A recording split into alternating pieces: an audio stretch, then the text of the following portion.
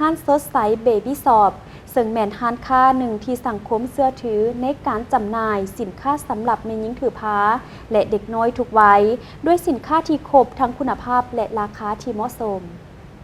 ท่านนางสดใสท้องดีเจ้าของห้านสดใสเบบี้ซอฟจำหน่ายเครื่องแม่และเด็กน้อยครบวงจรได้ให้สัมภาษณ์ต่อทีมข่าวโทรภาพนอกเมืองจันทร์ของพวกเขาว่าด้วยความหมักหักในการค้าขายมาแต่สมัยเฮียนและเบิ่งเห็นการตลาดทางด้านนี้เพื่อเป็นที่เพิงให้แม่มือใหม่ที่กำลังได้รับความกังวลในการเลือกเครื่องใช้ตนเองและลูกน้อยจึงเปิดห้านนี้ขึ้นมาเพื่อให้ตอบโจทย์ซึ่งในระยะผ่านมาการขายเครื่องประเภทดังกล่าวถือว่าได้รับผลตอบรับจากลูกค้าเป็นอย่างดีจึงสามารถขยายได้อีก1 สาขาเพื่อรองรับลูกค้าให้ท่วงทันจุดเด่นของห้านมีสินค้าคุณภาพคัดเลือกจากผู้ผลิตที่น่าเชื่อถือราคาคุ้มค่าเหมาะสมกับคุณภาพนอกนั้นยังบริการให้คำปรึกษาแม่หญิงถือผ้าและแนะนำสินค้าที่เหมาะสมกับเด็กแต่ละวัยประเภทสินค้าที่จำหน่ายภายในห้านแม้จะเป็นประเภทเครื่องใช้สำหรับแม่หญิงถือผ้าสินค้าสำหรับเด็กน้อยคือเสื้อผ้าขวดนมผ้าอ้อมแพมเพิร์สอีกหนึ่งสินค้าที่ได้ขายดีนอกนั้นยังมีของเล่นเสริมพัฒนาการตามวัยและสุดของขวัญเพื่อมอบในโอกาสพิเศษซึ่งห้านของเพิ่นได้เปิดให้บริการตั้งแต่ปี 2021 พร้อมทางมีบริการจัดส่งทั่วประเทศและสามารถชำระได้หลาย2 ทาง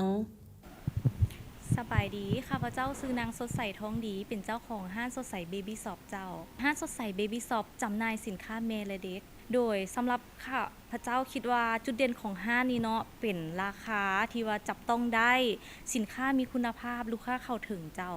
สินค้าอยู่ห้านเฮาโดยรวมแล้วจะเป็นพวกแพมเพิร์สผ้าเปียกผ้าอ้อมรวมไปถึงเครื่องนุ่งเครื่องใช้อุปกรณ์ต่างๆเจ้าครบสุดเลยโดยห้านเฮามี2 สาขาทำอิฐเลยเฮาเปิดตั้งแต่ปี 2021 เจ้าส่วนสาขาที่2อยู่หนองเนียงนี่เฮาเริ่มเปิดมาได้เดือน2 เดือนแล้วข้าพเจ้านี่มีความมักในการขายเนาะตั้งแต่เฮียนมาแหละขายเครื่องออนไลน์ไปนำแล้วพอจบมาแล้วเนาะก็เลยว่าอยากเปิดห้านเนาะก็เลยว่าลองมาเปิดห้านเบิง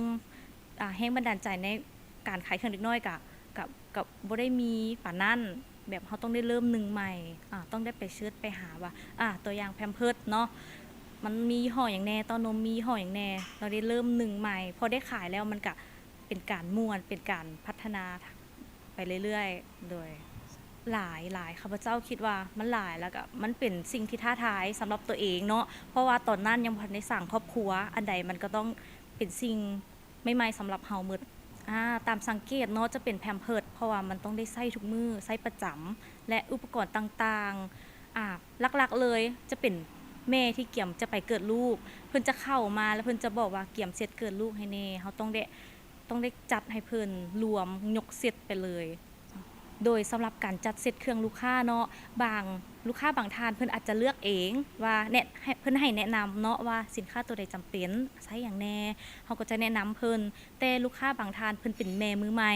เพิ่นจะให้เฮาจัดให้เลยเนาะบางคนอาจจะอยากได้เซตประมาณงบ 500,000 ล้าน1 2 ล้าน 3 ล้านขึ้นไปโดยเฮาก็จัดให้เพิ่นโดยสุดท้ายนี้ขอฝากห้านสดใสเบบี้ซอฟจำหน่ายสินค้าแม่และเด็กให้กับแม่มือใหม่หรือว่าแม่ที่ว่ามีลูกน้อยเนาะใกล้สาขาใดไปสาขานั้นได้เลยพวกเรามี2 สาขาทำอิฐแมนอยู่สี่แยกไฟแดงตามมีไซสาขาที่2อยู่บ้านหนองเนียงเด้อหรือว่าแม่ใดที่ว่าอยู่ต่างแขงเนาะสามารถสั่งซื้อเครื่องนำพวกเราได้ผ่านทางเพจ Facebook ห้านสดใสเบบี้ซอฟจำหน่ายสินค้าแม่และเด็กครบวงจรหรือว่า WhatsApp 02058915676ได้เลยสำหรับห้านสดใสเบบี้ซอฟปัจจุบันมีอยู่2 สาขาก็คือบ้านต่านมีไซเมืองไซธานีและบ้านหนองเนียงเมืองไซเสถานครเมืองจันทร์ซึ่งเปิดให้บริการทุกวันหากว่าแม่มือใหม่หรือแม่ท่านใดที่พร้อมคิดจะเลือกซื้อสินค้าให้กับลูกของตนเองก็สามารถเข้าไปเลือกเบิงและซื้อได้ที่ห้านดังกล่าว